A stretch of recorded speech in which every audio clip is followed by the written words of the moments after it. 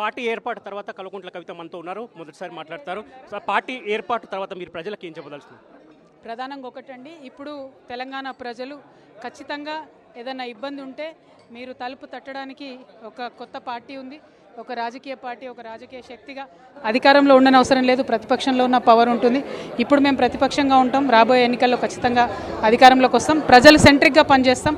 కాబట్టి టీఆర్ఎస్ పార్టీని ఆశీర్వదించండి, దీవించండి. జై తెలంగాణ. ఉన్న పరిస్థితుల్లో పాంచజన్యం మీరు ప్రకటించిన దాంట్లో అందరికీ ఉచిత విద్య, అందరికీ ఉచిత వైద్యం సాధ్యమయ్యే పరిస్థితేనా? మీరు మొదటి సంవత్సరంలోనే 4 లక్షల ఉద్యోగాలు ఇస్తామన్నారు, సాధ్యమయ్యే పరిస్థితేనా? 100% సాధ్యమవుతుంది.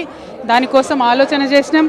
ఇంటర్నేషనల్ లెవెల్లో పనిచేసేటటువంటి మేధావులతో డిస్కషన్స్ చేసిన తర్వాతనే నేను మాట ఇచ్చాను. మీకు తెలిసి నా గురించి హోంవర్క్ చేయకుండా కనీసం ప్రెస్ మీటే మాట్లాడను. ఇంత పెద్ద మాట ఇచ్చానంటే ఆలోచించి బాగా చర్చించి సాధ్యపడుతుందని హామీ ఇచ్చాను. Thank you. మీకు టెంటివ్ తరఫున ఆల్ ది బెస్ట్ అక్క. ఇది మొత్తం మీద కవిత చెప్తుంది. పాంచజన్యం ఏదైతే 5 అంశాల మీద కవిత దృష్టి సారించిందో అందులో ఉచిత వైద్యం, ఉచిత విద్య, దాంతోపాటు 4 లక్షల ఉద్యోగాలు కావచ్చు, లేకపోతే రైతుల సమస్యలు కావచ్చు, సామాజిక తెలంగాణ కావచ్చు, ఈ 5 అంశాలతోనే కవిత వచ్చే ఎన్నికల్లో అధికారంలోకి రావాలని చెప్పి ఆమె గట్టిగా ధీమా వ్యక్తం చేస్తున్న పరిస్థితిని చూస్తున్నాం.